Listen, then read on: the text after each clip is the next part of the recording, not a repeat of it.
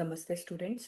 So ನಿಮ್ಗೆ ಇವತ್ತು corporate accounting ಅಲ್ಲಿ ವ್ಯಾಲ್ಯೂಯೇಷನ್ ಆಫ್ ಶೇರ್ಸ್ ಚಾಪ್ಟರ್ದು 12 ಮಾರ್ಕ್ಸ್ಗೆ ಕೇಳೋಂಥ ಕ್ವೆಶನ್ ಡಿಸ್ಕಸ್ ಮಾಡ್ತಾ ಇದ್ದೀನಿ. ಸೊ ಇದು ನಿಮಗೆ ಸೆಕ್ಷನ್ ಬಿ ಅಲ್ಲೂ ಕೂಡ ಕೇಳ್ತಾರೆ.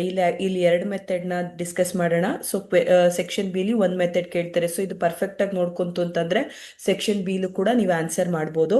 So on 31st March 2021 the balance sheet of Saps company limited shows the following position ಕೊಟ್ಟಿದ್ದಾರೆ.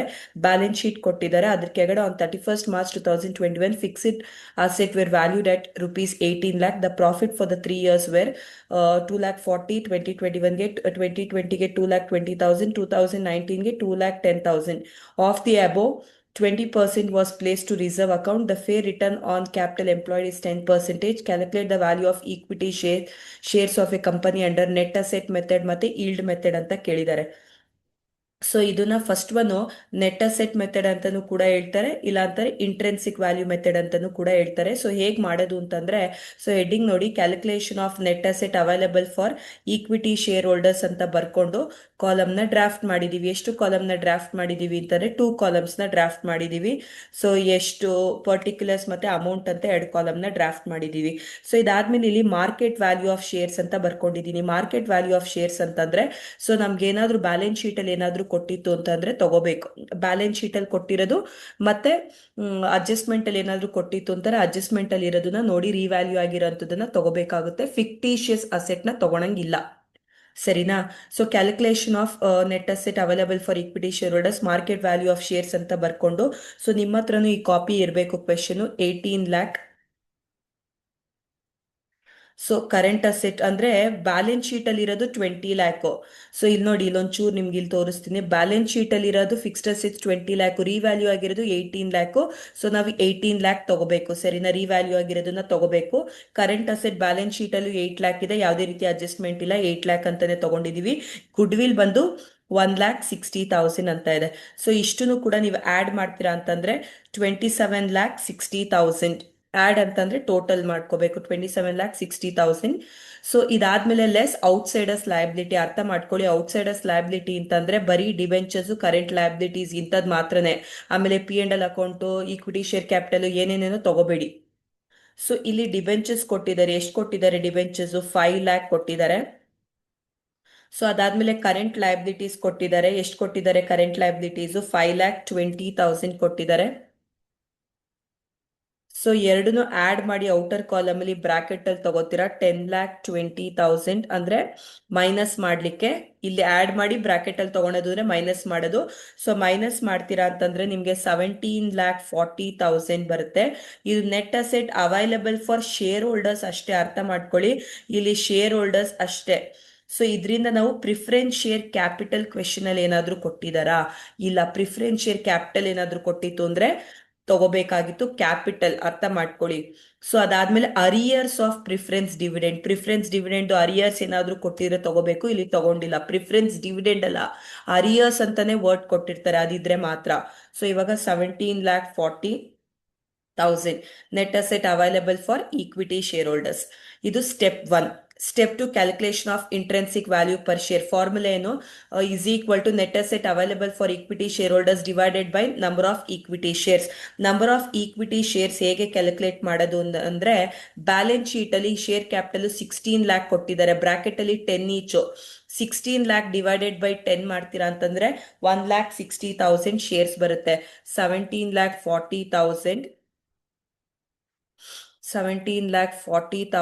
divided by number of equity shares 1,60,000 shares. ಇದು ಹೇಗ್ ಬಂತು ಅಂತಂದ್ರೆ ಬ್ರಾಕೆಟ್ ಅಲ್ಲಿ ತೋರಿಸ್ತೀನಿ ನೋಡಿ. 16 ಲ್ಯಾಕ್ ಡಿವೈಡೆಡ್ ಬೈ 10. ಸೊ ನಿಮ್ಗೆ 1,60,000 ಶೇರ್ಸ್ ಬರುತ್ತೆ. ಸೊ ಈಗ ಇದನ್ನ ಆನ್ಸರ್ ಮಾಡ್ತೀರಾ ಅಂತಾರೆ, ಡಿವೈಡ್ ಮಾಡ್ತೀರಾ ಅಂತಂದ್ರೆ ನಿಮ್ಗೆ rupees 10.875 ಪರ್ ಶೇರ್. 2 ಡಿಜಿಟ್ಸ್ ತಗೋತೀನಿ ಅಂದ್ರೂ ಏನ್ ಪ್ರಾಬ್ಲಮ್ ಇಲ್ಲ, ಸರಿನಾ? ಸೊ ನಿಮ್ಮ ಕನ್ವೀನಿಯಂಟು ನೋಡ್ಕೊಂಡು ಮಾಡಿ. ಸೊ ನೆಕ್ಸ್ಟ್ ಇದಾದ್ಮೇಲೆ ಈಲ್ಡ್ ಮೆಥಡ್ ಕೇಳಿದ್ದಾರೆ. ಈಲ್ಡ್ ಮೆಥಡ್ ಅಲ್ಲಿ ನಾವು step 1 calculation of average profit ಮಾಡಬೇಕು. ಆವರೇಜ್ ಪ್ರಾಫಿಟ್ ಹೇಗೆ ಮಾಡೋದು ಅಂತಂದ್ರೆ, ಕ್ವೆಶನ್ ಅಲ್ಲಿ ಕೊಟ್ಟಿರ್ತಾರೆ, ಕ್ವೆಶನ್ ನಿಮ್ಮ ಹತ್ರನೂ ಒಂದು ಕಾಪಿ ಇರಬೇಕು. ಅಡ್ಜಸ್ಟ್ಮೆಂಟ್ ಅಲ್ಲಿ 2021, 2019 ಪ್ರಾಫಿಟ್ ಕೊಟ್ಟಿದ್ದಾರೆ ಅಲ್ವಾ, 3 ವರ್ಷದ ಪ್ರಾಫಿಟ್ನು ಆಡ್ ಮಾಡಿ ಡಿವೈಡ್ ಮಾಡಬೇಕು. ಸೊ ಹೇಗೆ ಮಾಡೋದು ಅಂತಂದ್ರೆ, ಸೊ ಫಸ್ಟ್ ಇಯರ್ ಎಷ್ಟು ಕೊಟ್ಟಿದ್ದಾರೆ, 2,40,000 plus 2,20,000 plus 2,10,000 divided by 3. So ಮಾಡ್ತೀರಾ ಅಂತಂದ್ರೆ 2,23,333. So this is average profit. ಇದು step 1. Step 2, calculation of profit available for equity dividend. ಇಲ್ಲಿ ಕೇರ್ಫುಲ್ ಆಗಿ ಮಾಡ್ಕೋಬೇಕು. ಫಸ್ಟ್ ಆವರೇಜ್ ಪ್ರಾಫಿಟ್ ನ ತಗೋತೀರಾ, 2,23,333 ಲೆಸ್ ಟ್ಯಾಕ್ಸ್ ಯಾವುದೇ ರೀತಿ ಇಲ್ಲ, ಸೊ ನಿಲ್ ಅಂತ ಬರ್ಕೊಂಡು ಬ್ಯಾಲೆನ್ಸ್ ಹಾಗೆ ಬರ್ಕೋಬೇಕು, 2,23,333. ಸೊ ಟ್ರಾನ್ಸ್ಫರ್ ಟು ರಿಸರ್ವ್ಗೆ ಟ್ರಾನ್ಸ್ಫರ್ ಮಾಡ್ತಾ ಇರೋದು ಕ್ವೆಶನ್ ಅಲ್ಲಿ ಕೊಟ್ಟಿದ್ದಾರೆ. ಎಷ್ಟು ಕೊಟ್ಟಿದ್ದಾರೆ ಅಂತಂದ್ರೆ 20% ರಿಸರ್ವ್ ಅಂತ ಕೊಟ್ಟಿದ್ದಾರೆ. ಯಾವ್ದ್ರ ಮೇಲೆ ಅಂತಂದ್ರೆ, ಇಲ್ಲಿ ಟ್ಯಾಕ್ಸ್ ಏನಾದ್ರು ಕೊಟ್ಟು ಅದನ್ನ ಮೈನಸ್ ಮಾಡ್ತೀರಾ ಅಂತಂದ್ರೆ ಈ ಬ್ಯಾಲೆನ್ಸ್ ಮೇಲೆ ಕೊಡಬೇಕು. ಇಲ್ಲೇನು ಇಲ್ಲ, ಸೊ ನಿಮ್ಗೆ ಈಸಿಯಾಗಿ ಮಾಡ್ಬಿಡ್ತೀರಾ. ಬಟ್ ಇಲ್ಲಿ ಬ್ಯಾಲೆನ್ಸ್ ಮೇಲೆ ಮಾಡಬೇಕು. ಸೊ ಮಾಡ್ತೀರಾ ಅಂತಂದ್ರೆ 44,667. ಹೇಗೆ ಮಾಡೋದು ಅಂತಂದ್ರೆ 2,23,333 ಇದ್ರ ಮೇಲೆ 20%. ಅರ್ಥ ಮಾಡ್ಕೊಳ್ಳಿ. ಸೊ ಇದಾದ್ಮೇಲೆ ಬ್ಯಾಲೆನ್ಸ್ ಮೈನಸ್ ಮಾಡ್ತೀರಾ ಅಂತಂದ್ರೆ 1,78,666. ಸೊ ಅದಾದ್ಮೇಲೆ ಪ್ರಿಫರೆನ್ಸ್ ಡಿವಿಡೆಂಡ್ ಏನಾದ್ರೂ ಇದ್ರೆ ತಗೋಬೇಕು, ಇಲ್ಲ. So profit available for equity dividend will be 1,78,666. ಅಲ್ಲಿ ಕ್ಯಾಪಿಟಲ್ ಮತ್ತೆ ಅರಿಯರ್ಸು, ಇಲ್ಲಿ ಡಿವಿಡೆಂಡ್ ಅರ್ಥ ಮಾಡ್ಕೊಳ್ಳಿ, ನೆನಪಲ್ಲಿ ಇಟ್ಕೊಳ್ಳಿ. So this is step 2. Step 3, calculation of capitalise profit. Capitalise profit ಹೇಗೆ ಅಂದ್ರೆ, profit available for equity dividend divided by NRR into 100. NRR ಅಂತಾನೆ ಕೊಟ್ಟಿರ್ತಾರೆ, ಇಲ್ಲ fair return on capital employed ಅಂತಾನು ಕೂಡ ಕೊಟ್ಟಿರ್ತಾರೆ, ಸರಿನಾ? ಸೊ ಇಲ್ಲಿ ಎಷ್ಟು ಪರ್ಸೆಂಟೇಜ್ ಕೊಟ್ಟಿದ್ದಾರೆ ಅಂತಂದ್ರೆ 10% ಕೊಟ್ಟಿದ್ದಾರೆ. So profit available for equity dividend 1,78,666 divided by 10 into 100. So compute ಮಾಡ್ತೀರಾ ಅಂತಂದ್ರೆ ನಿಮ್ಗೆ ಎಷ್ಟು ಬರುತ್ತೆ ಅಂದ್ರೆ 17,86,660 17,86,660 ಬರುತ್ತೆ.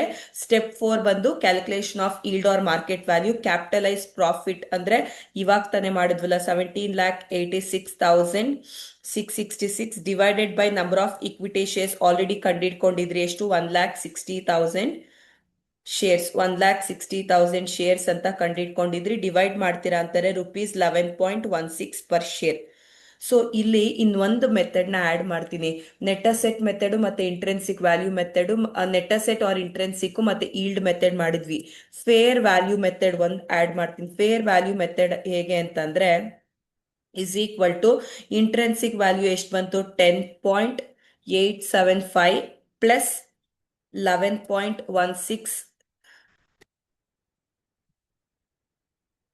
11.16 ಡಿವೈಡೆಡ್ ಬೈ 2 ಅಂದ್ರೆ it is an average. So ಎರಡ್ರದ್ದು ಆನ್ಸರ್ ನ ಆವರೇಜ್ ಮಾಡಬೇಕಾಗುತ್ತೆ. ಸೊ ಫೇರ್ ವ್ಯಾಲ್ಯೂ ಮೆಥಡ್ ಅಲ್ಲಿ, ಸೊ 10.87 ಪ್ಲಸ್ 11.16 ಡಿವೈಡೆಡ್ ಬೈ 2 ಮಾಡಿದ್ರೆ 11.017 rupees 11.017. So this will be the answer. ಅಂದ್ರೆ per share. Fair value method ಅಂತಂದ್ರೆ ಎರಡುದು ಆವರೇಜ್ ಮಾಡ್ಕೋಬೇಕಾಗುತ್ತೆ. ಇಷ್ಟು ಮಾಡ್ತು ಅಂತಾರೆ 12 ಮಾರ್ಕ್ಸ್ ಜೊತೆಗೆ ನಿಮ್ಗೆ ಸೆಕ್ಷನ್ ಬಿ ಅಲ್ಲೂ ಕೂಡ ಕವರ್ ಆಗಿರುತ್ತೆ, ಅರ್ಥ ಮಾಡ್ಕೊಳ್ಳಿ. ಸೊ ನೆಟ್ ಅಸೆಟ್ ಮೆಥಡ್ ಹೇಗೆ ಅಂತಂದ್ರೆ, market value, outsiders liability, debentures, current liabilities, provision for taxation ಎಲ್ಲ net asset equity shareholders ಬರುತ್ತೆ. ಪ್ರಿಫರೆನ್ಸ್ ಶೇರ್ ಕ್ಯಾಪಿಟಲ್ ಮತ್ತೆ ಅರಿಯರ್ಸ್ ಇದ್ರೆ ಮಾತ್ರ ಮೈನಸ್ ಮಾಡಬೇಕು. ಸೊ ಇದಾದ್ಮೇಲೆ ಇಮಿಡಿಯೇಟ್ ಆಗಿ ಸೊ ಬಂದಿರುವಂತ ಆನ್ಸರ್ಗೆ ನಂಬರ್ ಆಫ್ ಇಕ್ವಿಟಿ ಶೇರ್ಸ್ ಮಾಡ್ತೀರಾ ಅಂತಂದ್ರೆ ಇಂಟ್ರೆನ್ಸಿಕ್ ವ್ಯಾಲ್ಯೂ ಬರುತ್ತೆ. ಈಲ್ಡ್ ಮೆಥಡ್ ಹೇಗೆ ಮಾಡೋದು ಅಂತಂದ್ರೆ, average profit, next profit available for equity dividend, calculation of capitalise profit, ಅದಾದ್ಮೇಲೆ calculation of yield or market value per share ಮಾಡ್ಕೋಬೇಕಾಗುತ್ತೆ. ಸೊ ಫೇರ್ ಮೆಥಡ್ ಹೇಗೆ ಅಂತಂದ್ರೆ, intrinsic plus yield divided by 2 ಮಾಡ್ತೀರಾ ಅಂತಂದ್ರೆ ಫೇರ್ ಮೆಥಡ್ ಸಿಗುತ್ತೆ. ಸ್ಟೂಡೆಂಟ್ಸ್, ಇಷ್ಟು ನಿಮ್ಗೆ ಅರ್ಥ ಆಗಿದೆ ಅಂತ ಅನ್ಕೋತೀನಿ. ಸೊ ನೆಕ್ಸ್ಟ್ ವಿಡಿಯೋದಲ್ಲಿ ನಿಮ್ಗೆ ಬೇರೆ ಇನ್ ಯಾವ್ದಾದ್ರು ಪೆಂಡಿಂಗ್ ಇತ್ತು ಅಂದ್ರೆ ಅದನ್ನ ಕವರ್ ಮಾಡ್ತೀನಿ. Thank you. ಇದರಲ್ಲಿ ನಿಮ್ಗೆ ಅಂಡರ್ ರೈಟಿಂಗ್ ಎಲ್ಲ ಮಾಡಿದ್ದೀನಿ, ಸ್ವಲ್ಪ ನೋಡ್ಕೊಳ್ಳಿ. Thank you students.